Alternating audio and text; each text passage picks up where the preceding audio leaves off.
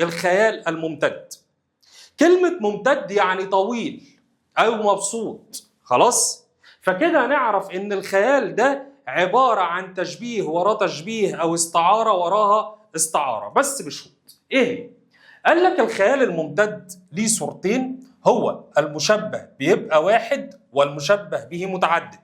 يعني كده في عندي تشبيهين، التشبيهين دول المشبه فيهم واحد والمشبه به متعدد. طيب انا مش فاهم يعني ايه الكلام ده. لما اجي اقول لك مصر كعبة العلماء ودار المحبين، مركز معايا معالي الباشا، ركز معايا كويس قوي. مصر كعبة، مصر دار، تاني مصر كعبة، مصر دار. يبقى هنا أول حاجة أنا شبهت مصر بالكعبة، شبهت مصر بالكعبة. سيبك من سر الجمال دلوقتي هنشرحه. طيب وفي المثال الثاني أو في الجملة الثانية شبهت مصر بالدار. أنت هنا مش ملاحظ حاجة يا معالي الباشا؟ إن مصر هنا موجودة في التشبيهين، يعني المشبه واحد والمشبه به متغير أو متعدد. شبهت أول حاجة مصر بالكعبة وشبهت مصر بالدار. هنا ده يبقى تشبيه إيه؟ تشبيه ممتد أو خيال ممتد. خلاص؟ طبعا نوع التشبيه هنا تشبيه بليغ، نوع التشبيه هنا تشبيه بليغ. يبقى هنا الخيال الممتد الكونسبت عندي إن يكون المشبه واحد والمشبه به متعدد. لازم يكون المشبه واحد، لازم يكون المشبه واحد والمشبه به متعدد. مرة شبهتها بالكعبة، مرة شبهتها بالدار. طيب هنا بيقول لي سر جمالها التوضيح، جت منين؟ هنشوف. مصر غير عاقلة والكعبة غير عاقلة، طبعا مفيش حاجة بشبه فيها غير العاقل بغير العاقل. طيب ندخل على الثانية. مصر هنا مادي وهنا الكعبة مادي، يبقى إذا بشبه المادي بالمادي يبقى توضيح. كذلك مصر دار زيها بالظبط. مصر هنا مادي والدار هنا اللي هو البيت يعني مادي، هو كمان اللي بشبه فيه المادي بالمادي وهو التوضيح. يبقى إذا الخيال الممتد بيبقى المشبه واحد والمشبه به متعدد. طيب مثال آخر، قال إبراهيم ناجي أجل إن ذا يوم لمن يفتدي مصر، فمصر هي المحراب والجنة الكبرى. طيب تعالى نمسكها واحدة واحدة. أول حاجة بيقول لي مصر هي المحراب، يعني مصر محراب، المحراب ده هو مكان العبادة يا شباب. طيب ومصر الجنة الكبرى، مش ملاحظ حاجة؟ إيه هي؟ أنت خلاص بقيت معلم، رد عليا. هنا شبه مصر أول حاجة بالمحراب، تاني حاجة مصر شبهها بالجنة الكبرى. يبقى المشبه هنا عندي واحد والمشبه به متعدد. المشبه هو مصر واحد والمشبه به متعدد. طيب هنا بيقول لي سر جمالها التوضيح. هنا شبه مصر بالمحراب، مصر هنا مادي وكذلك المحراب مادي، يبقى هنا توضيح. مش هقول بقى غير عاقل بغير عاقل، لان مفيش حاجه في مواطن الجمال اسمها غير عاقل بغير عاقل. كذلك مصر والجنه الكبرى سر جمالها برضو التوضيح، لان انا بشبه هنا المادي بالمادي. خلاص؟ يبقى الخيال في هذا البيت ممتد، فالمشبه واحد وهو مصر والمشبه به متعدد. مره شبهتها بالمحراب، مره شبهتها بالجنه الكبرى. لحد كده تمام يا شباب؟ يبقى دي كده اول حاله في الخيال الممتد، دي اول حاله في الخيال الممتد. طبعا انا يعني موسع لك شويه، لو عاوز تعمل سكرين شوت ولا حاجه عيش حياتك. خلاص؟ طيب يبقى هنا هي الخيال الممتد بيجي في التشبيه المشبه واحد والمشبه به متعدد. الحاله الثانيه بقى هو المشبه واحد برضه، بس تتعدد صفات المشبه به. تتعدد صفات المشبه به. يعني ايه تتعدد صفات المشبه به؟ يعني العمليه بتيجي في استعارتين او اكتر، ما بتجيش بقى في تشبيه، بتيجي في استعارتين او اكتر، وده كده يفهمك شويه اكتر. طيب مثال، لو جيت قلت لحضرتك القمر يبتسم للمحبين ويغازلهم، هنا هتلاقي في استعارتين عندك. اول واحده هنا انا بقول لك القمر يبتسم، فهو هنا القمر ما بيبتسمش، امال مين اللي بيبتسم؟ اللي بيبتسم هو الانسان، فهو جاب صفه من صفات ايه؟ جاب صفه من صفات الانسان، يبقى حذفنا الانسان وجبنا صفه من صفاته. طيب كويس. القمر يبتسم، يبقى هو هنا شبه القمر بانسان ايه؟ بانسان يبتسم. طيب نخش على الثانيه، طبعا دي استعاره مكنيه، سيبك من سر الجمال دلوقتي. تاني واحده عندك شبه القمر بانسان يغازل، شبه القمر بانسان يغازل. يبقى في الاستعاره الاولانيه شبه القمر بانسان يبتسم، وفي الاستعاره الثانيه شبه القمر بانسان يغازل، ودي استعاره مكنيه. طيب عرفنا منين ان هي استعاره مكنيه؟ بسرعه كده نقول القمر هنا موجود، شبهه بانسان اللي هو مش موجود، قلنا صح غلط تبقى استعاره مكنيه على طول. كذلك في المثال الثاني، القمر هنا في المثال موجود، الانسان هنا مش موجود اللي هو شبه القمر بيه، صح غلط تبقى استعاره مكنيه برضه. دي اسهل حاجه عشان تعرف بيها الاستعاره المكنيه من الاستعاره التصريحيه. طيب في المثال الاولاني بيقول لي سر جمالها التشخيص، جت منين؟ طيب نشوف كده، هل القمر هنا معالي الباشا عاقل ولا غير عاقل؟ القمر غير عاقل. طيب والإنسان؟ الإنسان عاقل.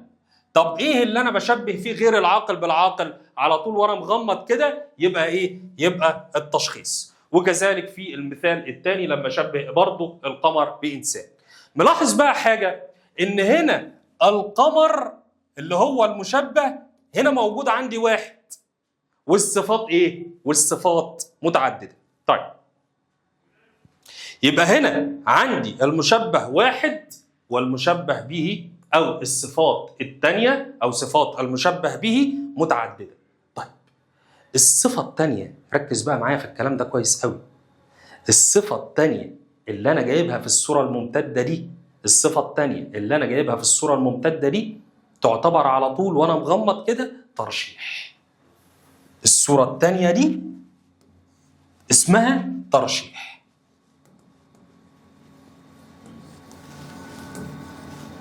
يعني ايه ترشيح؟ الترشيح يا شباب هو التأكيد. الترشيح يا شباب هو التأكيد.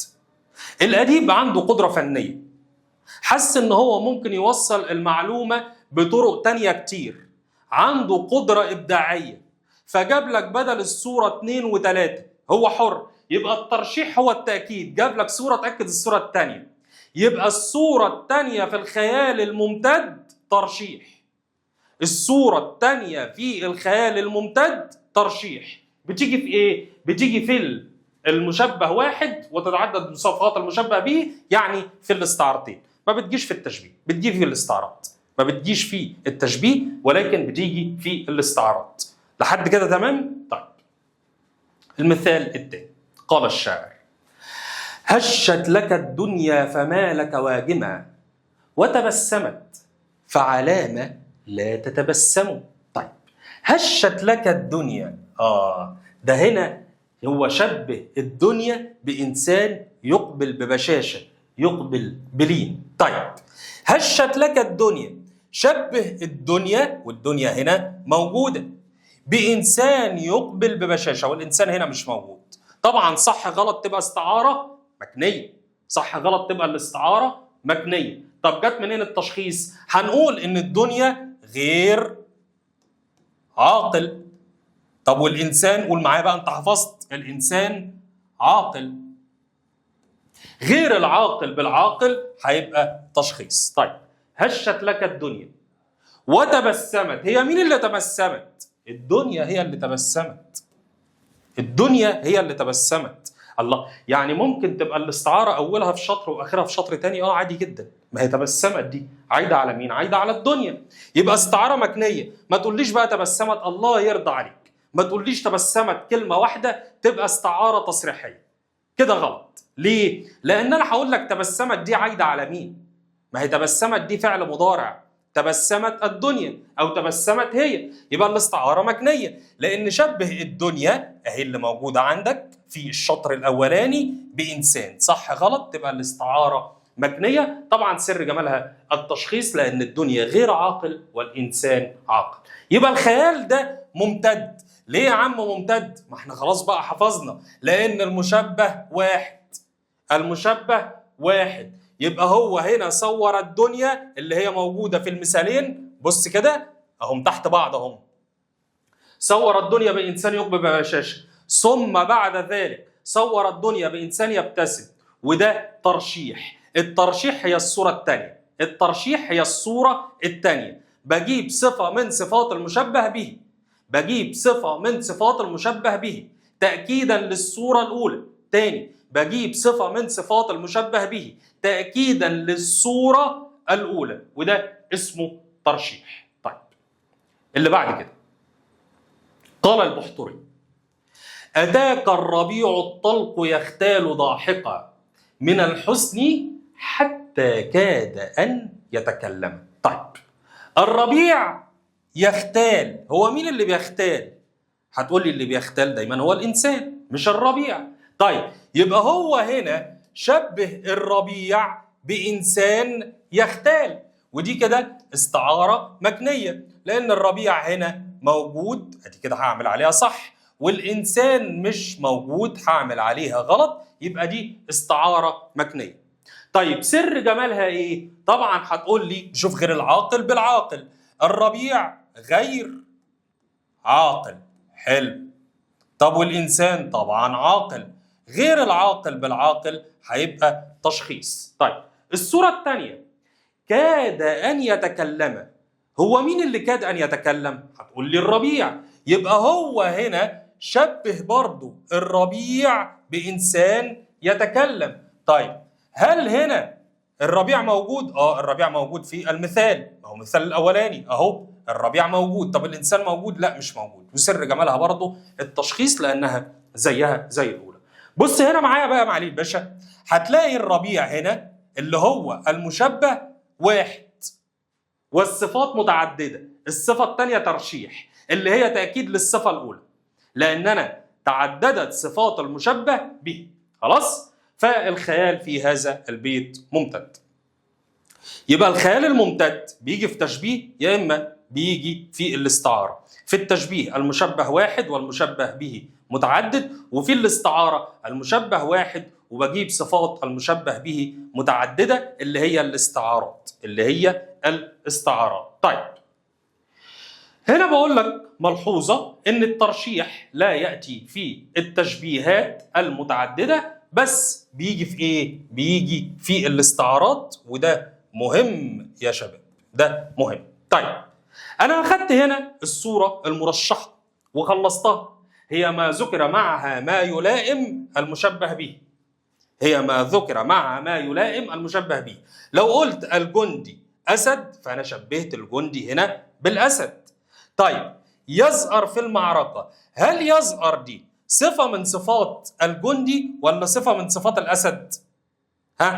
هي صفة من صفات الأسد، لأن الأسد هو اللي بيزأر في المعركة. يبقى هنا الصورة مرشحة لأن أنا جبت صفة تلائم المشبه به. طب فرضنا أنا عكست، ودي أقوى في الصورة على فكرة، دي الأقوى في الصورة. طب افرض أنا عكست، جبت صفة تلائم المشبه مش المشبه به، تبقى تجريد. زي إيه؟ زي رأيت أسدا في المعركة يطلق الرصاص. طيب هحط هنا عليها كده مربع أو مستطيل وبروزها. هل يطلق الرصاص دهيت أو الرصاص دهيت؟ هل هنا تلائم الجندي ولا تلائم الأسد؟ ما هو خد بالك، رأيت أسدا هو هنا شبه الجندي بالأسد. هو مين اللي بيطلق الرصاص؟ هتقول لي اللي بيطلق الرصاص هنا اللي هو الجندي، اللي هو ايه؟ اللي هو المشبه. تمام؟ طيب والاسد ده المشبه به. حلو الكلام. هل يطلق الرصاص دي بتلائم المشبه ولا المشبه به؟ هتقول لي بيطلق المشبه، بتلائم المشبه. يبقى هنا اذا الصوره مجرده، ودي بيسموها اضعف، بتضعف الصوره، تضعف الصورة. فهمنا الفرق بين التجريد والترشيح يا شباب؟